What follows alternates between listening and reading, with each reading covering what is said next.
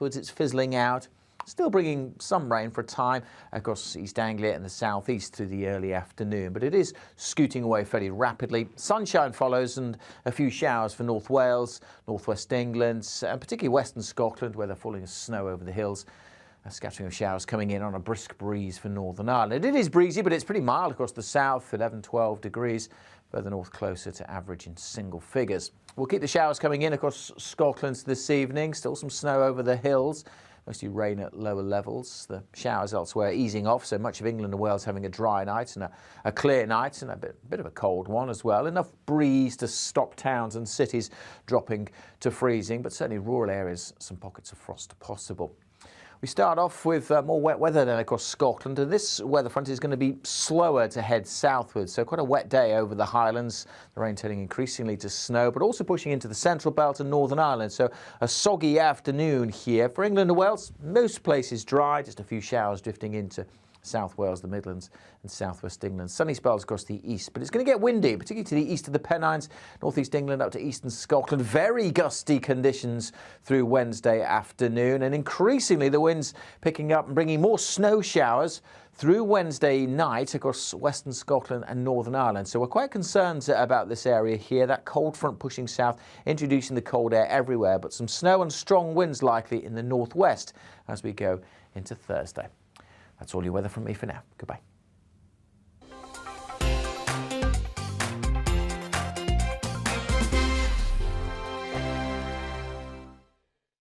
GB News is the UK's home of discussion and debate from all perspectives. To stay up to date on the latest stories, make sure that you subscribe to the GB News channel right here on YouTube. You can watch us live 24/7 across the whole world. You can also check out exclusive content and catch up on previous episodes of your favourite shows. Every day, we ask the questions that you'd ask, so why not add your voice to the conversation in the comments section? Don't forget to subscribe. We are GB News, Britain's news channel.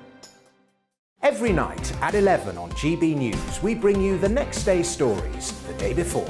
It's basically like time travel. If it's a big story, we'll cover it, guaranteed. But we'll also have some fun along the way. Big opinions, big laughs. Sometimes big hair. This is Headliners, the paper review show that won't send you to sleep like the others will. 11 p.m, 7 nights a week. Join us.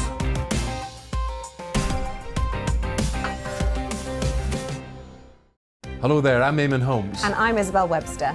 And we hope you can join us for Breakfast with Eamon and Isabel. You make me laugh out loud, belly laugh. Is that important first thing in the morning? Yeah, absolutely. And there's me trying to be deadly serious.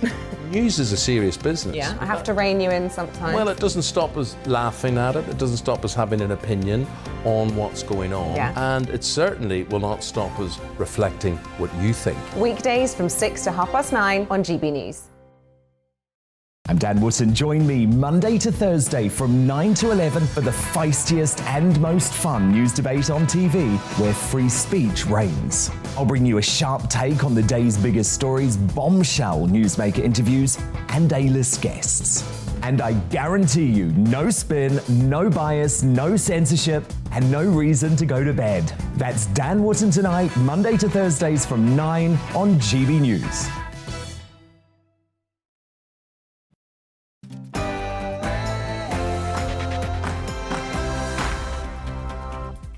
A very good afternoon. It is 3 o'clock. This is the Briefing PM with me, Darren McCaffrey, and the latest political news and analysis here on GB News. And this is what's coming up between 3 and 4. Russia has ordered troops into Ukraine, prompting fury and sanctions here in the West. We'll speak to MPs and we'll get the view from Moscow about what on earth is he up to. Vladimir Putin, that is. Also, we'll be in Scotland, where the First Minister, Nicola Sturgeon, has updated Holyrood on her plans to live with COVID. And the Mayor of London, Sadiq Khan, is at war with motorists again. What do you make about that? And lots of other things. Do get in touch. GB Views at gbnews.uk. And as always, you can subscribe to our YouTube channel. We're almost at 500,000 followers. Search for GB News and you can find us on YouTube. That and so much more between 3 and 4. But first, at the top of the hour, here's the news with Rosie Wright.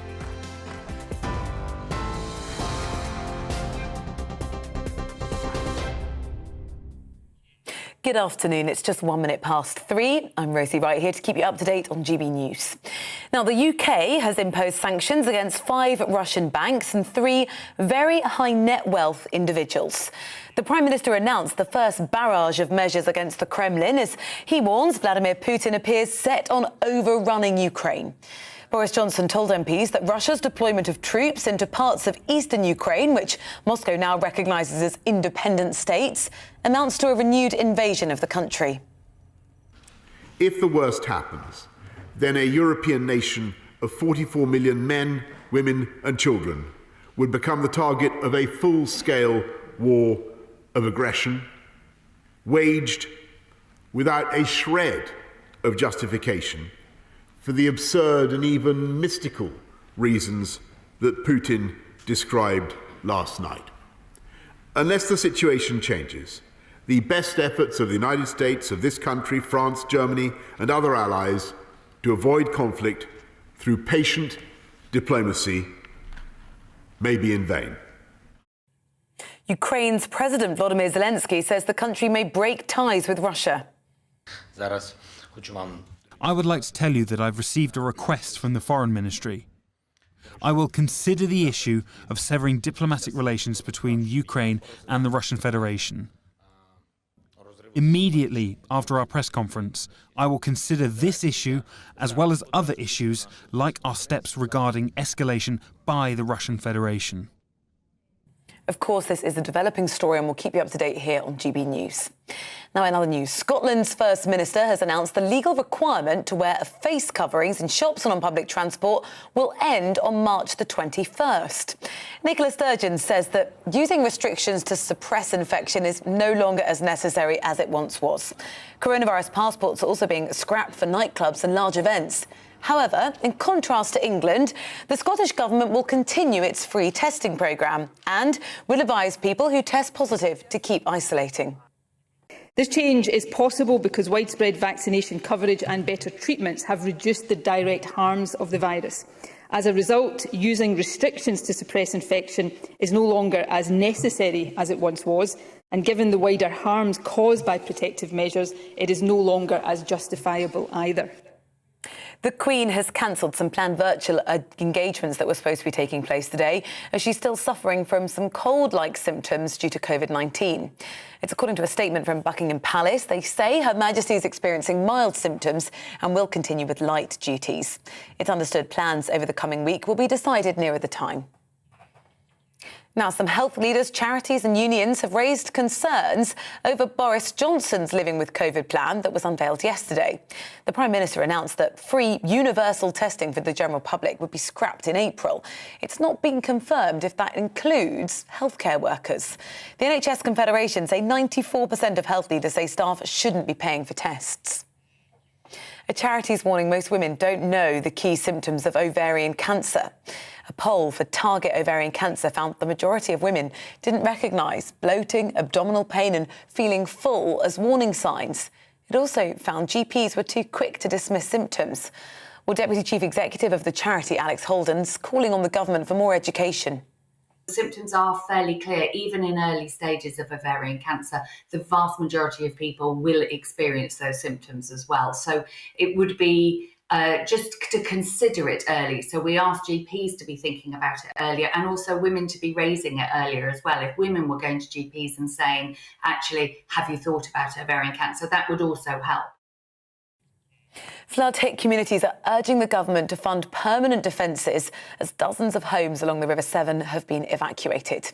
Major incidents have been declared in Worcestershire and Shropshire as water levels along the river continue to rise.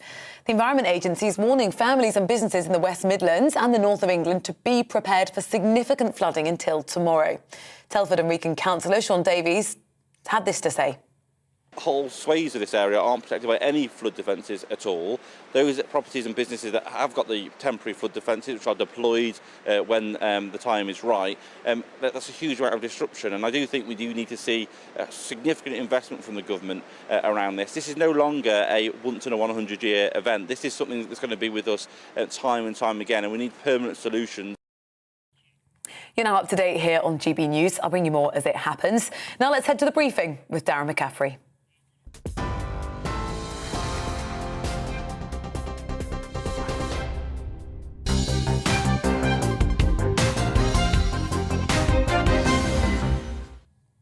Thanks, Rosie. It is 6 minutes past 3 o'clock. We're on TV, online and on your DAB digital radio. Very good afternoon. Welcome to the briefing on GB News. Well, in the last couple of hours, the Prime Minister Boris Johnson has announced sanctions against 5 Russian banks and 3 billionaires. That's after Russia ordered troops into eastern Ukraine. Well, yesterday, Vladimir Putin ordered those troops into 2 rebel-held regions after recognising them as independent. And today, after much pressure, the German Chancellor Olaf Scholz announced that the certification for the Nord Stream 2 gas pipeline with Russia will be delayed. So lots of movement. The White House in the last couple of minutes saying that they do think or recognise what has happened in Ukraine as an invasion. Further sanctions likely from the White House. But this is what Boris Johnson had to say in the Commons a little earlier. Flagrantly violated the Minsk peace agreements by recognising the supposed independence of the so-called People's Republics of Donetsk and Luhansk in eastern Ukraine. In a single inflammatory speech, he denied that Ukraine had any tradition of genuine statehood, claimed that it posed a direct threat to the security of Russia, and hurled numerous other false accusations and aspersions. Soon afterwards, the Kremlin announced that Russian troops would enter the breakaway regions under the guise of peacekeepers. And Russian tanks and armoured personnel carriers have since been spotted. The House should be in no doubt that the deployment of these forces in sovereign Ukrainian territory amounts to a renewed invasion of that country. We must now brace ourselves for the next possible stages of Putin's plan. The violent subversion of areas of eastern Ukraine by Russian operatives and their hirelings, followed by a general offensive by the nearly 200,000 Russian troops gathered on the frontiers at peak readiness to attack. If the worst happens, then a European nation of 44 million men, women and children would become the target of a full-scale war of aggression, waged without a shred of justification for the absurd and even mystical reasons that Putin described last night. Unless the situation changes, the best efforts of the United States, of this country, France, Germany and other allies to avoid conflict through patient diplomacy may be in vain. And now the UK and our allies will begin to impose the sanctions on Russia that we have already prepared, using the new and unprecedented powers granted by this House to sanction Russian individuals and entities of strategic importance to the Kremlin. Today, the UK is sanctioning the following 5 Russian banks: Rossiya, IS Bank, General Bank, Promzyaz Bank and the Black Sea Bank. And we are sanctioning 3 very high net worth individuals: Gennady Timchenko, Boris Rottenberg and Igor Rottenberg. Any assets they hold in the UK will be frozen. The individuals concerned will be banned from travelling here.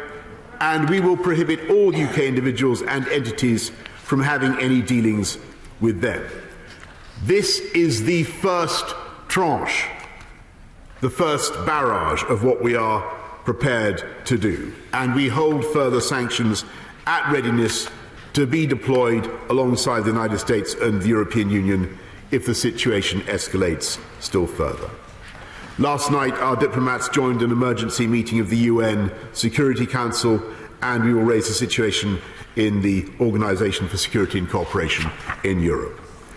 And let me emphasise what I believe unites every member of this House with equal determination: the resolve of the United Kingdom to defend our NATO allies is absolute and immovable. There you go, that's the Prime Minister Boris Johnson speaking a little earlier in the Commons. Let's talk about, or show you the part of the world that we are talking about.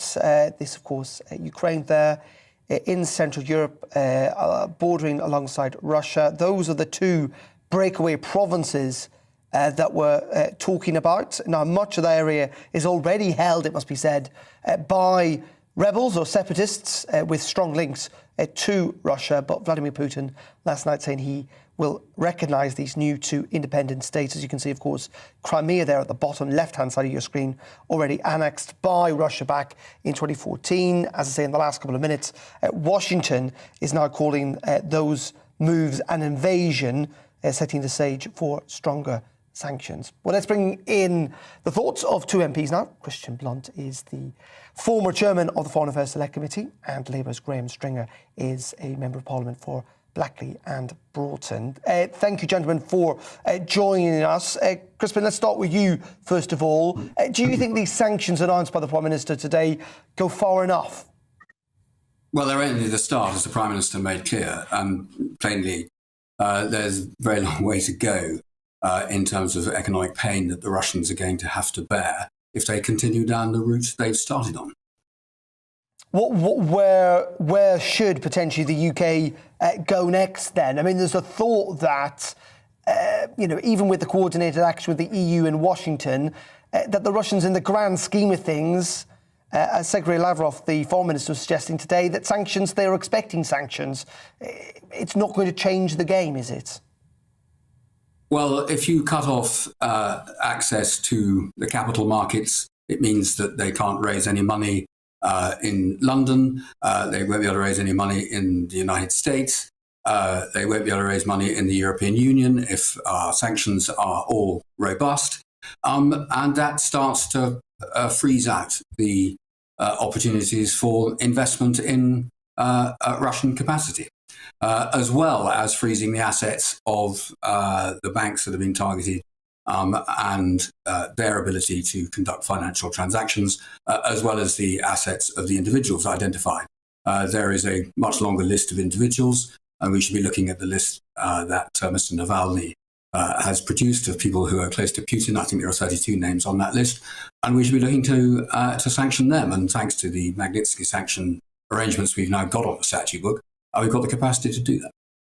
Graham, what are your thoughts on all of this? As I say, some MPs expressing their frustration the Prime Minister should have gone stronger today. Crispin, though, suggesting this could and maybe only the start. Well, I think the Prime Minister said that, and I agree with what Crispin said on this matter. I don't think we can underestimate how weak Russia is economically. Their economy has been shrinking. I think Putin is in a weak position, which is the traditional way that dictators respond to weakness at home, is to find an enemy abroad, and that's what he's doing. The economy is shrinking, and he's looking to do something else. They don't make anything that anybody in the world wants to buy. They're basically selling minerals, gas, oil, and they've got fertilizer, and that is it. That is 90-odd% of their economy. So hitting them economically is very important. And people said they will move towards China. I mean, I think that the Russians historically are more threatened by China than they are by Europe. Both sides of the Russian Empire at different times have been invaded by both sides. They're in a very weak position. I think the other thing that we should do is that we have not used our own natural resources of gas and oil as well as we should, and we should be giving as a priority making sure that we have security of supply of energy, and we don't do that at the moment. And that making ourselves stronger in these areas is going to make Russia weaker. Crispin, what did you make of Vladimir Putin's speech last night? Many people saying, none of this is new. I mean, he's spoken about this quite a lot in the past. He wrote an essay last summer. To a degree, do you think that we've all been too late here in the West, that actually tougher action years ago around Georgia or Crimea means we might not be in this place? Well, there's a pretty unpleasant undercurrent of ethno-nationalism that runs through this, that there is something precious about the Rus, and that the Ukrainians have had the temerity to stand aside from Putin's identity of Russia post the Soviet period. And the Ukrainians are absolutely entitled to stand aside from it. There was a Ukrainian Soviet Socialist Republic as a member of the UN, as there was a Belarusian one. These are identities that have been recognized throughout the whole of the 20th century, let alone the 21st century, when these nations got their independence in 1991 with the collapse of the Soviet Union. And we owe it to the Ukrainians to stand alongside them and help them protect their own independence and their own freedom. And if they want to engage with with Europe and the European Union and look west, not east, they are absolutely entitled to do so. And of course they do. Just in regards to what's going to happen next, Graham, we've been told, haven't we, by the United States, Britain's other of the intelligence agency, that we were looking at a full-scale invasion of the entire country. Of course, there still are 150, 160, 170,000 troops amassed around the border in various different countries surrounding Ukraine effectively. Do you think that this is it? This is Putin's playbook, or do you suspect he still has plans to invade the entire Ukraine? It's very difficult to know what is in Putin's mind. I think all we can do is we're not in a military alliance with the Ukraine, but we can help them move to a stronger democracy. It's democracy and the threat of democracy on their Western front, which is upsetting Putin, as well as his own internal weakness. So we can do everything we can, both to strengthen the democracy and strengthen their armed forces by providing them with military equipment. So I think we need to do that. But what he's going to do next, I don't know. I think we can also do more about all the Russian money that has been washing about in London and the rest of the United Kingdom for the last 20 years or so. I think we've been very relaxed about that, and we shouldn't have been. We should have stamped down on that, and we should have had a much stronger reaction. There was barely any reaction when Georgia was invaded. A little more later when the Crimea was invaded.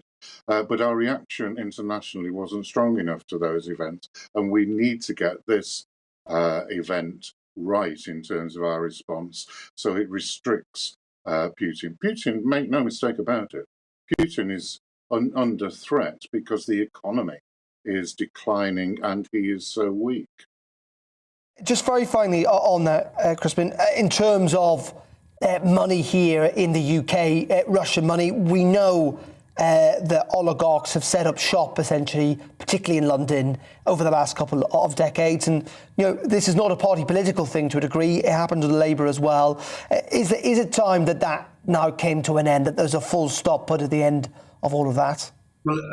Well, of course it is. And the improvements in understanding the beneficial ownership of all these assets is going to help that. And we can no longer allow the markets in London to be party to this. That's crystal clear. And it is it should be a very important lever in our hands as part of the whole barrage of sanctions from the whole of the liberal democratic West, who've got to stand up for freedom.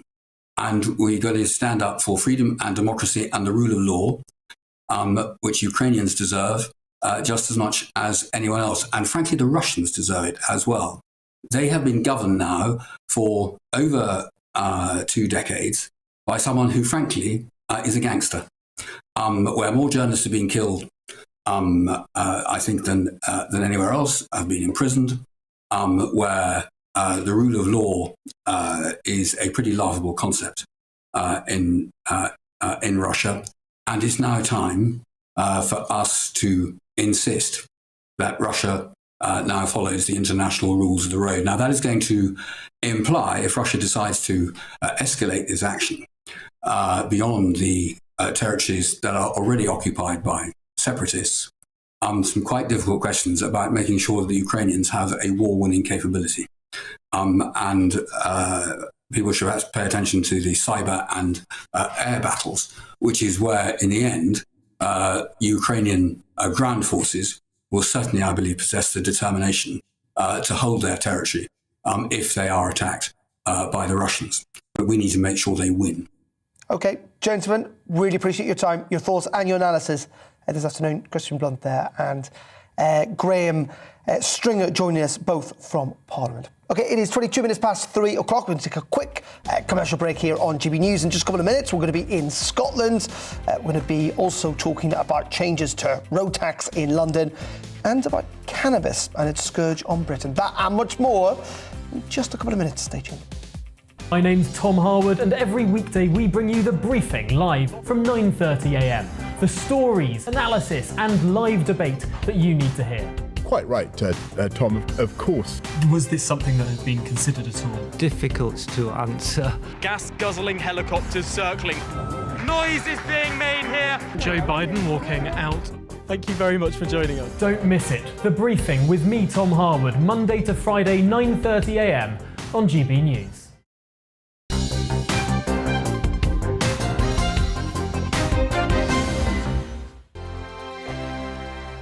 GB News is the UK's home of discussion and debate from all perspectives. To stay up to date on the latest stories, make sure that you subscribe to the GB News channel right here on YouTube. You can watch us live 24/7 across the whole world. You can also check out exclusive content and catch up on previous episodes of your favourite shows. Every day, we ask the questions that you'd ask, so why not add your voice to the conversation in the comments section? Don't forget to subscribe. We are GB News, Britain's news channel. Every night at 11 on GB News, we bring you the next day's stories the day before. It's basically like time travel. If it's a big story, we'll cover it, guaranteed. But we'll also have some fun along the way. Big opinions, big laughs. Sometimes big hair. This is Headliners, the paper review show that won't send you to sleep like the others will. 11pm, 7 nights a week. Join us.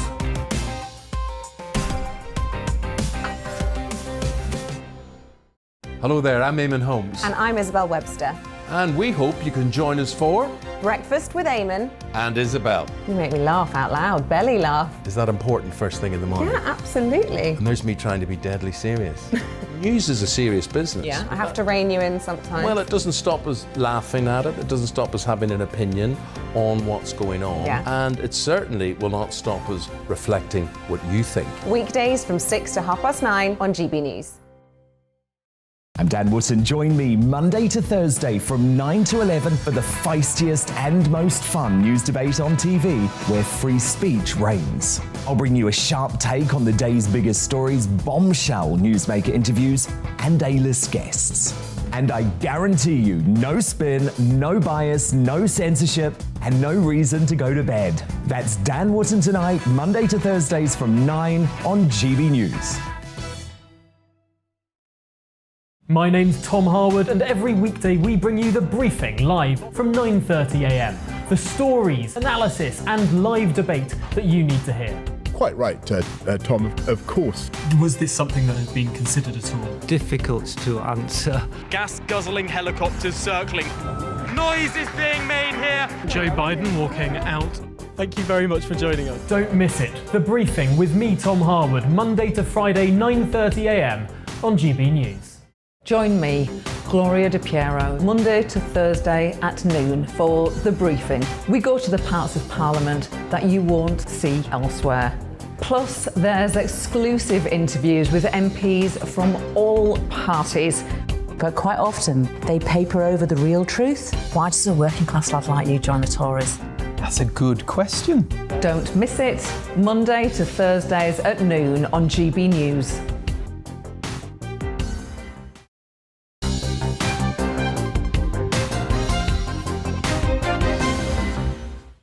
Very welcome back to The Briefing here on GB News. Thank you for your company on this Tuesday afternoon. Lots of you getting in touch about the Ukraine crisis. GB Views at gbnews.uk. Adrian Porter says, Putin near the end of his time as president, a loose cannon. He could do anything, worrying times. Malcolm Davis has said, what about the integrity and sovereignty of Iraq, Syria, Libya and Afghanistan. The West destroyed those countries. Have they got the nerve to criticise and implement sanctions against Russia? Marlene Sykes says, why on earth has the UK put up with dirty Russian money up until this crisis? Too scared to stand up to Putin, obviously. Total inaction by the West has weakened us. And Stephen Paulson has said Russia has not invaded Ukraine. They've placed the military, etc., on their own soil. Bumbling Boris seems to be leading the charge ahead of NATO and the EU. He's ignored the communist Chinese spy scandal. Get in touch, GB Views, gbnews.uk. Always keen to get a wide section of views here on GB News. Let's stay with this story, though, about the Ukraine crisis. And joining me now is a former Kremlin exile, Valery Morozov, who is in the studio. Thank you very much indeed for joining us.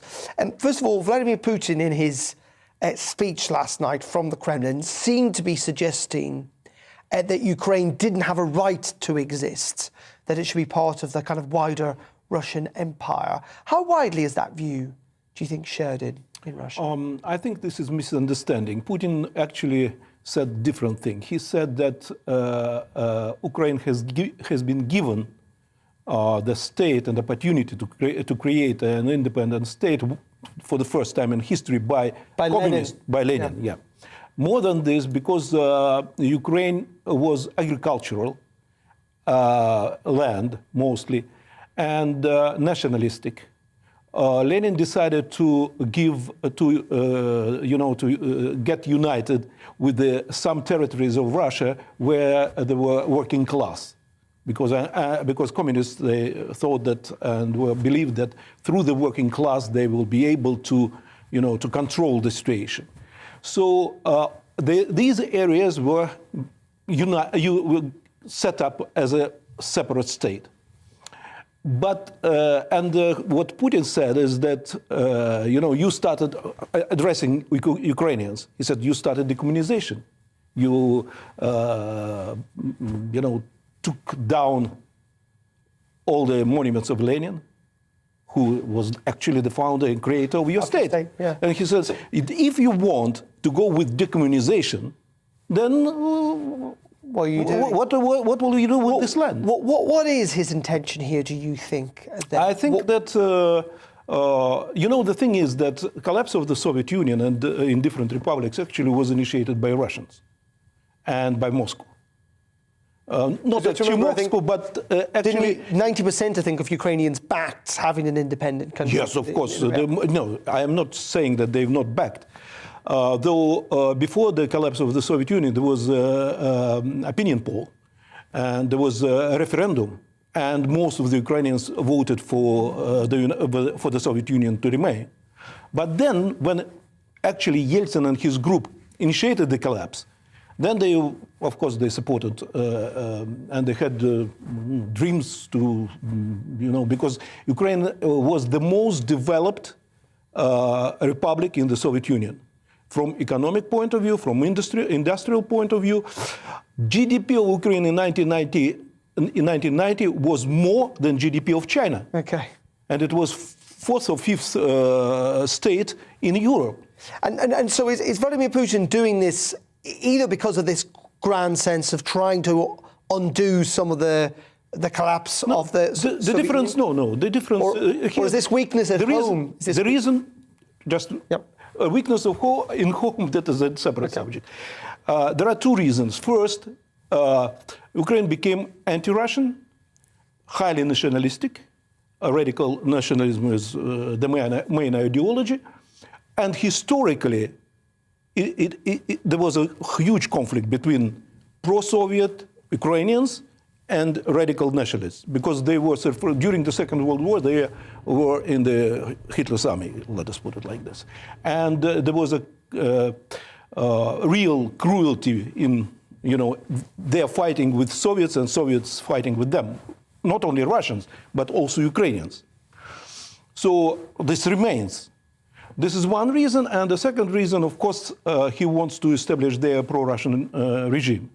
And let us put it, the third one, the thing is that Ukraine is collapsing as a state. It has ruined the economy, nearly. It is 3 times the level of standard of living is 3 times lower than in Russia. the average salary is there, approximately £300. But the prices for electricity and, say, for example, gas is very high. They are nearly equal than compared to European. Yeah. And you know what is the difference between the prices, say, for example, in Great Britain and Russia? So are we looking now at a protracted, long destabilization of Ukraine, or do you think he will still go for a full-scale invasion? I would say 1 to 10. One is that some military action will be, but most probably it will be there will be military action if he is provoked.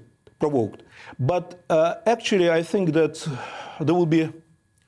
He is waiting for further political crisis in Ukraine.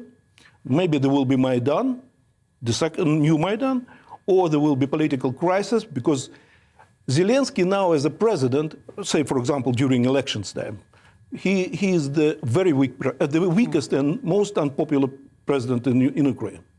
Because say for example when they lost Crimea, there was no person responsible. 20,000 Russians were there, military, and 20,000 were Ukrainians, and there was no even one shot. Okay. So somebody was responsible, nobody knows.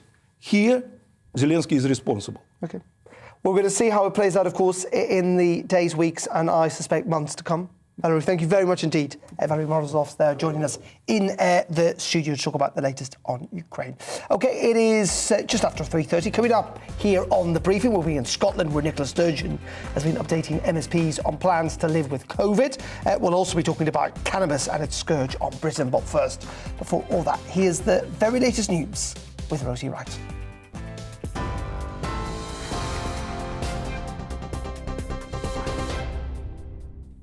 Good afternoon, it's 3:33. I'm Rosie Wright, here to keep you up to date.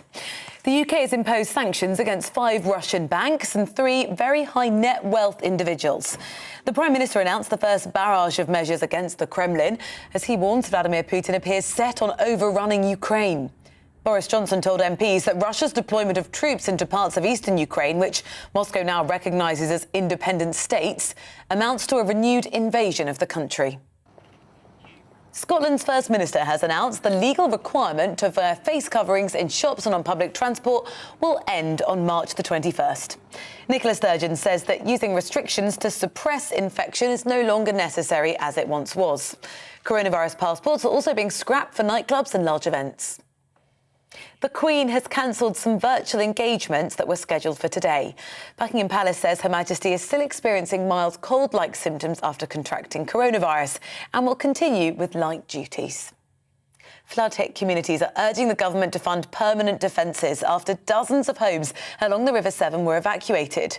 Major incidences have been declared in Worcestershire and Shropshire as water levels along the river continue to rise. The Environment Agency is warning families and businesses in the West Midlands and the north of England to be prepared for significant flooding until tomorrow. You're now up to date here on GB News. We're on your TV, online and DAB+ radio. We'll have the latest headlines for you in half an hour.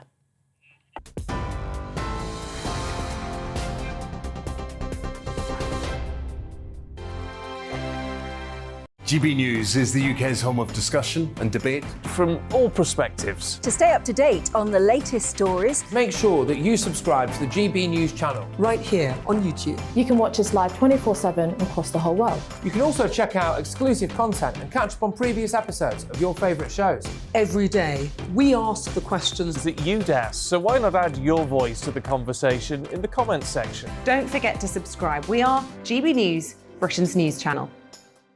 Every night at 11 on GB News, we bring you the next day's stories the day before. It's basically like time travel. If it's a big story, we'll cover it, guaranteed. But we'll also have some fun along the way. Big opinions, big laughs. Sometimes big hair. This is Headliners, the paper review show that won't send you to sleep like the others will. 11 p.m, 7 nights a week. Join us.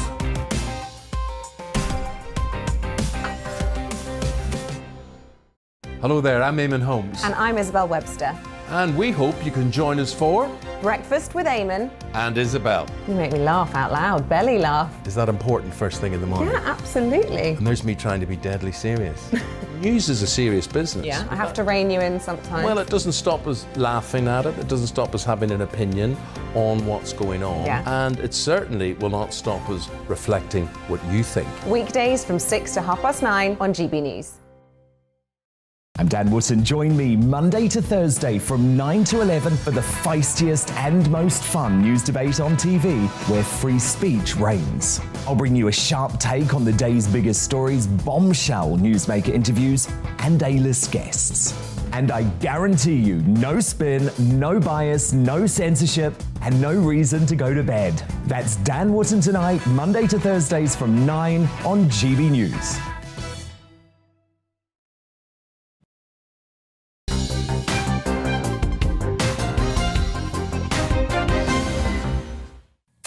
Very welcome back to GB News. 23 minutes to 4 o'clock. You're watching us on TV, online and on your DAB digital radio. Don't forget, of course, you can also subscribe to our YouTube channel. Just go on YouTube and click the button subscribe on GB News. Now we're going to move on because an investigation has found a huge increase in the number of cannabis plants being seized by authorities. More than 750,000 plants were seized across England and Wales last year alone. That's up 64% on the previous year. An increasing number of homes and businesses have suffered power cuts as organised gangs have sabotaged electricity cables to power those farms. Well, our Home Affairs and Security Editor Mark White has been reporting from one community in Rotherham which has been blighted by dozens of cannabis farms in recent months. And they were all electric wiring all the way down in kitchen, all cannabis plants and what have you in the kitchen. We don't know where the next one's going to pop up.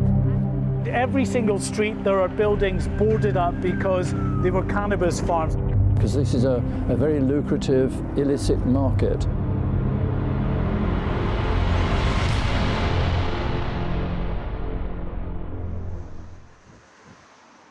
Eastwood in central Rotherham is one of the town's most deprived communities.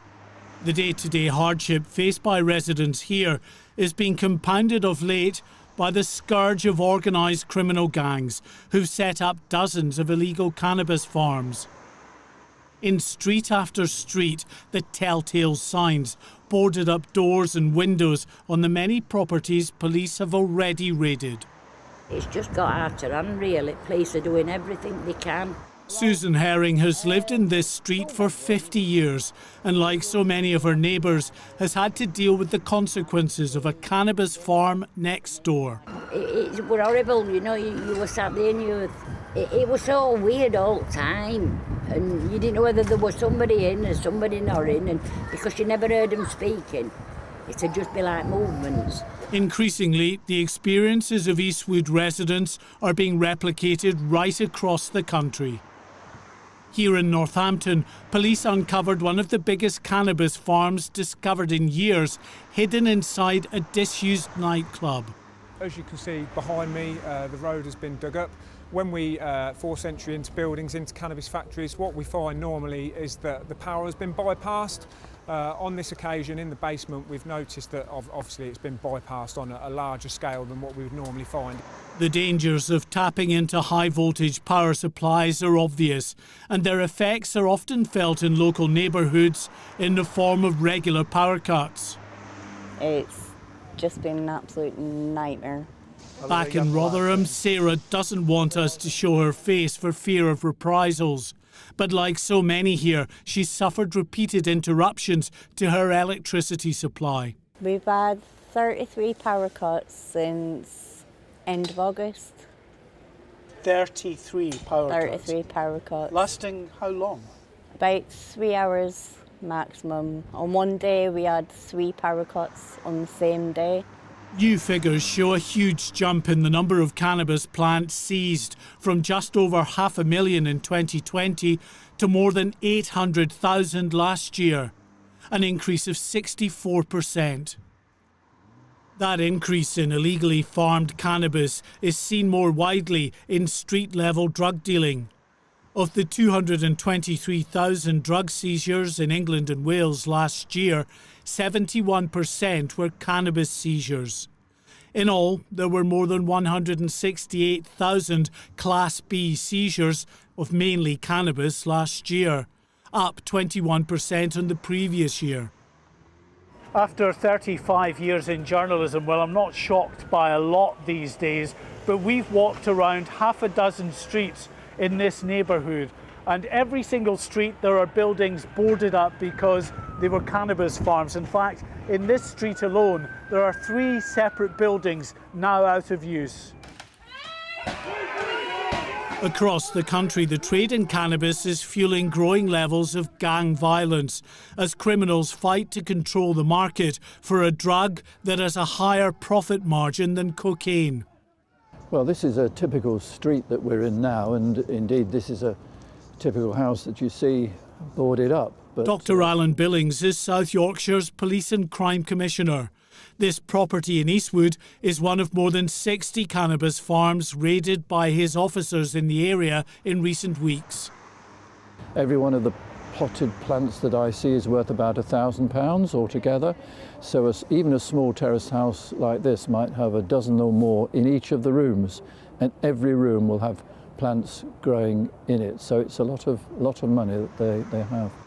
And it is those vast profits that continue to fuel this illegal trade. For every cannabis farm raided here in Eastwood and elsewhere in the country, others quickly pop up in their place. Mark White, GB News, Rotherham. Well, delighted to say that Mark White is in the studio with us this afternoon. Mark, quite extraordinary stuff, this, and we were just talking there, actually, as viewers were watching that package, about there is a sense that cannabis kind of effectively decriminalised, it seems, certainly in large swathes of the country, but this is leading to gangs profiteering and to violence. Yeah, if you talk to those in law enforcement, they will tell you that as far as cannabis is concerned, you get a higher markup on cannabis. It's more profitable selling cannabis than it is cocaine. There is huge rivalry between criminal organisations, gangs, for the right to sell this product, to put these farms in areas, to be in control of the drug supply, the supply of cannabis in those areas. So a lot of the stabbings and the shootings that you see are not turf wars necessarily over Class A hardcore drugs, but these cannabis drugs that they're running in the area in ever-increasing numbers. And, well, I mean, you know, those images there from Rotherham of, as you say, nearly a house on every single street boarded up, it's quite extraordinary, really. And again, this is affecting local residents. Yeah, it's staggering. And, you know, I felt really sorry for people like Susan and Sarah that we spoke to there, who really, their lives have been blighted by this. They live in a fairly impoverished neighbourhood as it is, but, you know, they've suffered from the fact that you have next door to them those criminal gangs with their cannabis farms. They dig into the power supplies to take their electricity direct, bypassing the meters from the grid, because they need so much power to power all of the heat lamps to grow their produce in these houses. And so as a consequence of that, you've been getting regular power supplies cuts in these areas. In Rotherham, elsewhere in the country, it's a phenomenon we're seeing more of. And what are the police saying about all of this? Are they, to some, potentially part of the problem, that they're kind of ignoring this? Well, they're not ignoring it, and they're trying to go after it. When they get reports that there is a cannabis farm in an area, they will absolutely go and raid that farm and close it down. But really the problem is they are fighting a battle that seems never-ending because every farm they close down, there are actually more farms that are popping up, because we can see that from the figures of 500,000 the year before last, plants seized, and then last year 818,000 plants seized. So what the figures will be for this year, could be even higher. Mark, thank you very much indeed. Mark White there, our Home Affairs and Security Editor, joining us in the studio. GB Views at gbnews.uk, particularly if you live in one of these communities. Do get in touch, do let us know what you can think, or indeed you can always tweet us as well at GB News. Well, let's turn our attention to Scotland now, because the First Minister there, Nicola Sturgeon, has been updating the Scottish Parliament on her government's plans to live with COVID.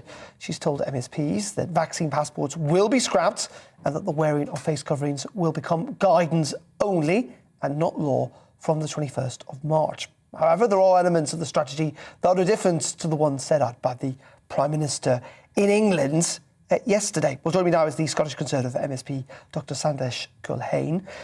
Very good afternoon to you, Sandesh. First of all, your thoughts on this announcement today.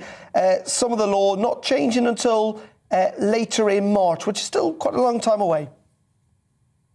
I would say finally, so the Scottish Conservatives published 2 weeks ago our plan of how we want to get back to normality, and in that, Nicola Sturgeon has taken a huge amount of it. Now, at the time, she called it reckless, and just 2 weeks later, she is following our blueprint and our guidance. In fact, the very next day, she decided that it was okay to take children's face masks off in schools when they're learning. So actually, what you're seeing is Nicola Sturgeon finally listening. And look, COVID passports, they are a total waste of time. They have never been proven to do anything. It's just been a bit of bureaucracy. It's been very expensive. And I'm really glad we're finally getting rid of it. In saying that, you know, there is an element of caution in this plan. I think Nicola Sturgeon's going to keep some form of testing free. And that isn't key with what lots of scientists are saying, that in the end, it's a bit foolish to throw caution entirely to the winds. Well, I think when you were listening to Chris Whitty speaking, he said that there's going to be a gradual stepwise progression. He said it's not just going all in one go. It's not just a step off. And that's what we want to be seeing in England. And that's exactly the problem that we have in Scotland, because Nicola Sturgeon is very quick to restrict and very slow to ease off. So we're the most restricted part of the United Kingdom. And so we can't go down any other route except for reducing the restrictions, because we need to do that. We need to see what happens to the case numbers as the restrictions start to come off before we can do anything further. In the end, though, and this may be a problem for you guys, is that actually among large parts of Scotland, the truth's told, Nicola Sturgeon's view to have handled this pandemic a hell of a lot better than Boris Johnson. Now, we can debate whether that's true or not, but that's not what the perception is amongst Scottish voters. Isn't that true? Nicola Sturgeon is extremely good at playing politics and has played politics all the way through. And you can see that from going out just before the Prime Minister makes announcements and saying it first. And it's really easy to be very restrictive. And it's really difficult to be doing things like thinking about the economy. It's very difficult to be looking at how we need to remove restrictions. And you always see the Prime Minister going first. So there is a perception that Nicola Sturgeon has handled the pandemic better, but it's the way that Nicola Sturgeon has played politics with it that's really at the heart of this. What it comes down to is the Scottish people are the most restricted people in the United Kingdom. Nicola Sturgeon has not been releasing measures, and we need to be releasing measures because we think there might be a variant that comes along. And if that variant comes along, we might need restrictions, we might need things to change, we might need to up testing. But when we're doing well, when we are highly vaccinated, when we are in a position where case numbers are falling, hospitalizations are falling, that's when we need to release it. We need to give people freedoms, and people need to be given back what they had, and we accept that things might change. Just very finally, given how effusive you are being about the Prime Minister, do you still think he should resign? I think the Prime Minister is very clear when it comes to what he's announced, and what he has announced is a package of measures that has been supported by Chris Whitty and Patrick Vance. But when it comes down to your question, there is an ongoing Met Police investigation going on, and we do need to wait and see what that shows. So you don't think he should resign then? No, I think we should wait to see what the results of the investigation are. Okay, interesting stuff. Sandesh, thank you very much indeed for joining us there. down the line from the Scottish Parliament. Just getting word in from the Press Association. This is on Ukraine. Vladimir Putin is asking Russian legislators for permission to use force outside of Russia, which could pave the way for a broader attack on Ukraine. That coming in from the Press Association last couple of minutes. That Vladimir Putin is asking Russian legislators for permission to use force outside of Russia.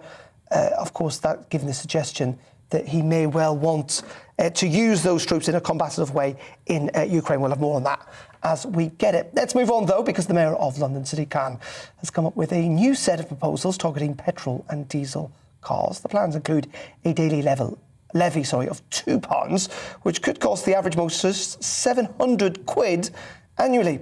An introduction of a daily boundary charge for those who do not live in London coming into the city, and the extension of the ultra-low emission zone to cover all of the city. Elsewhere, tube and bus fares are also rising by an average of 5% from next month. Well, joining me to discuss this is the Conservative member of the London Assembly, Tony Devenish. Tony, good afternoon to you. Good afternoon, Darren. Let's start off with these plans for cars, essentially, travelling in and out and around London. Many people made the same arguments, didn't they, in the objection to this, that they would have done around the congestion charge. But in the end, the congestion charge has been pretty effective, hasn't it? Well, that's debatable, really, Darren. The reality is, though, Mr Khan keeps on coming up with charge after charge after charge for all Londoners, not just motorists. Council tax is being hiked as well. And we're not really sure, actually, he's spending the money very well, but it's just not a good idea to keep on charging people. At the end of COVID, we're coming out of COVID recovery, and we don't need hard-working families to be hit with yet more charges. Yeah, but your government's committed, isn't it, to getting to net zero? We know carbon emissions from cars are not great in terms of reaching that target. They're also not very good for air pollution, which does kill people in London. London's following other cities like Paris, which is talking about banning cars in the centre of the city entirely. There is a movement in this direction. It's not just confined to the London Mayor, Sadiq Khan. In fact, in many ways, it's keeping in key with the national government policy of trying to cut carbon emissions. Look, I was at COP26, and of course that's right in terms of the direction of travel, but we need a debate in London. Mr Khan is very good at ramming things through with little public consultation. He did it recently in the congestion charge. He's done it on many other issues. He needs to actually take Londoners with him, and this is just another tax on hard-working Londoners. So what would you do then to tackle not just pollution but also congestion, which does seem to be back up to similar levels that we saw before the pandemic, if not worse? It is, and I'm Deputy Chairman of the Environment Committee at the London Assembly. I totally accept that. But the reality is you need to have policy formulated and then a public debate, not these kind of issues where it's just another tax and another tax. Mr Khan spends most of the money badly. OK, well, if that's the point, if you don't want to see another tax, then shouldn't you see some actual investment in public transport in London? Because at the moment, TfL is massively struggling because they can't reach a deal with the Conservative government. Well, that's true, because TfL, under the Mayor, isn't actually negotiating, I'm afraid. Mr Khan doesn't believe in having a proper grown-up discussion with the government. The government, to be fair to them, has given him £5 billion. And, of course, COVID's been a big hit to TfL, but so has Mr Khan's mismanagement over the last nearly 6 years. He's been Mayor, remember, 6 years in May. He's been a pretty appalling Mayor. Even Labour people will tell you that privately. Okay, well, name something he's achieved on any policy, Darren. Well, I'll let all viewers do that instead. Tony, thank you very much indeed. Tony Devenish, thank you. Conservative London Assembly member joining us in the studio, if you were in any doubt. Lots of you getting in touch. Peter says, Putin likes to make out Russia is a big world player. Quite simply, they are not. With a GDP less than Italy, how could they sustain a long war? David says, now that Putin's ordered in his stormtroopers on peacekeeping missions, wouldn't any new diplomatic solution mean having to negotiate directly with the separatist leaders instead of Putin himself? And Gary says, good afternoon, Darren. I'm surprised that the UK devolution model hasn't been suggested for the breakaway regions of Ukraine. Not entirely sure whether that's a flipping point or not. OK, that is it from me for the briefing today. Always do get in touch. gbviews@gbnews.uk. I'll be back at 3 tomorrow. Tom, of course, at 9:30. Gloria at 12. Up next, though, just across the room, Colin Brazier is primed and ready to go between 4 and 6. But first, we'll leave you with the weather. Thanks for watching. See you tomorrow. Hello again. The winds are easing through the rest of today, but guess what? The winds will be picking up once more tomorrow, and the weather continues to keep us on our toes with more rain for Scotland and Northern Ireland. This weather front's been sinking south today. It's going to be followed by this one coming in tomorrow. In between, well, I say the winds are at least easing a little bit, and that will allow it to turn quite cold through this evening and overnight, particularly across England and Wales, where the skies will mostly be clear. A few scattered showers over northern England. Certainly we'll keep showers going in western Scotland with a bit of snow over the hills. The winds will start to pick up once more in the northwest, but elsewhere the winds are at least a little bit lighter, certainly a lot lighter than yesterday. And temperatures as a result, with the clear skies, getting down to 2 or 3 degrees. Pockets of frost likely in rural areas. During Wednesday, though, the winds will increase once more. We do have a Met Office yellow warning for northeast England, southeast Scotland. Gusts of wind could suddenly pick up here through the day. At the same time, rain will push southwards through Scotland and Northern Ireland. Quite a wet afternoon through the central belt and Northern Ireland, with some snow on the hills. Bar the odd shower, though. Most of England and Wales will have a dry day on a Wednesday with some sunny spells. Temperatures double figures again here, so pretty mild. However, colder weather is on the way. As this rain band pushes south, colder air follows, with increasing chance of seeing some problems with snow across Northern Ireland, western Scotland, and again, those gusty winds. So we have a Met Office yellow warning here through Wednesday night and into Thursday. It'll be rain across England and Wales. That rain band will continue to slip southwards, eventually clearing from East Anglia in the southeast at some time on Thursday morning. Brighter skies follow, but more of these wintry showers. So the snow could really build up over western Scotland, Northern Ireland during Thursday, and the winds continuing to gust at times. So again, that could also cause some further disruption. A cold day everywhere on Thursday.